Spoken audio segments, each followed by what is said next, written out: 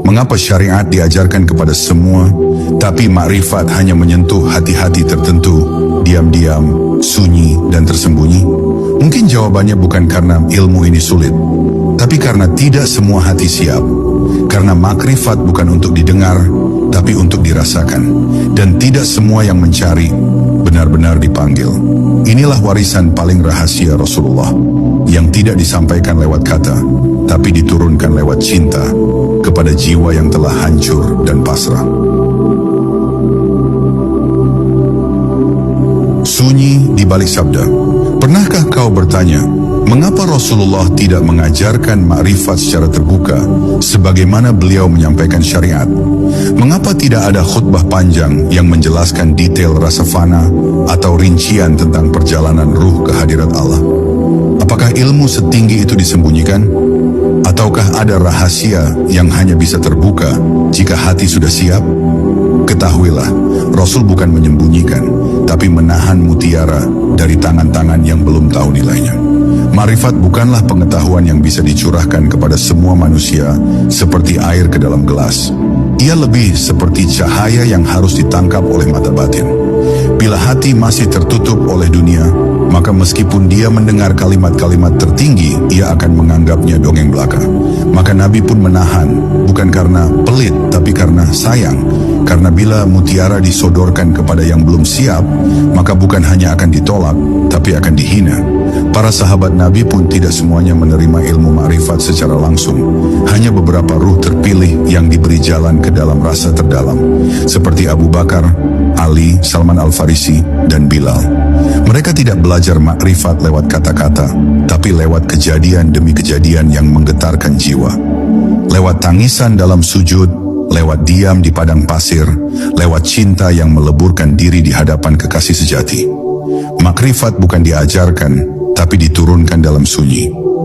Jika engkau perhatikan, Rasul lebih banyak berbicara tentang akhlak, ibadah, dan tauhid secara lisan. Tapi ketika berbicara tentang hakikat, beliau menggunakan simbol, isyarat, dan diam. Pernah Rasul bersabda, ada satu ilmu yang jika aku sampaikan, kalian pasti akan memenggal kepalaku. Apakah itu?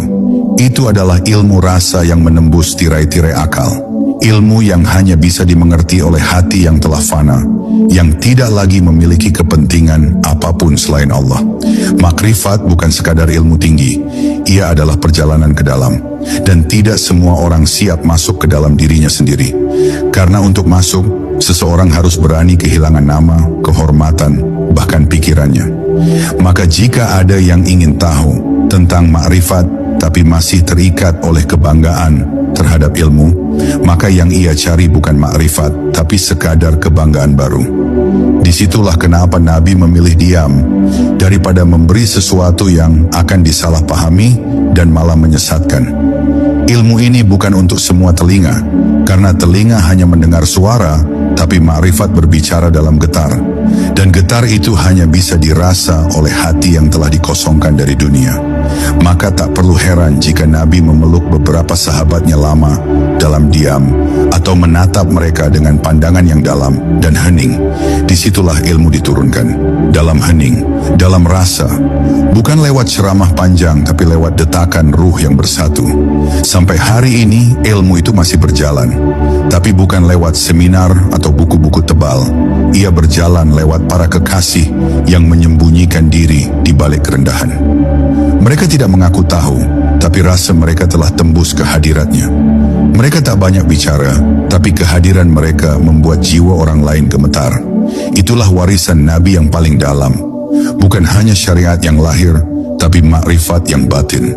Dan hanya hati yang dipilih yang bisa merasakannya. Ilmu rasa yang tidak bisa dipaksakan. Apa yang terjadi jika engkau memaksakan cahaya menembus mata yang masih tertutup? Ia tak akan melihat apapun, bahkan bisa menjadi buta. Begitulah makrifat. Ia bukan ilmu yang bisa disampaikan kepada semua orang, karena dasarnya bukan logika atau hafalan.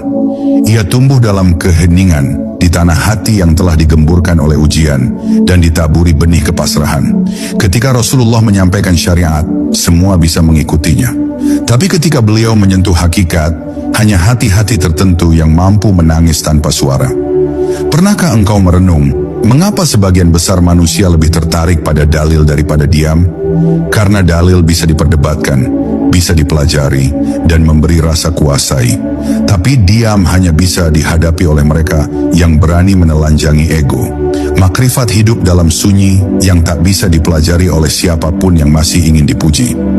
Maka Rasul pun mengajarkannya hanya pada mereka yang telah melewati syariat dengan kerendahan, yang tidak lagi merasa tahu.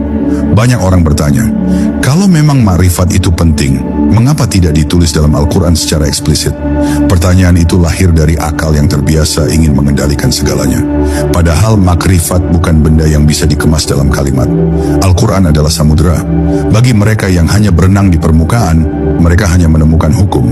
Tapi bagi hati yang menyelam dengan cinta dan keikhlasan, mereka akan menemukan cahaya makrifat di balik setiap huruf.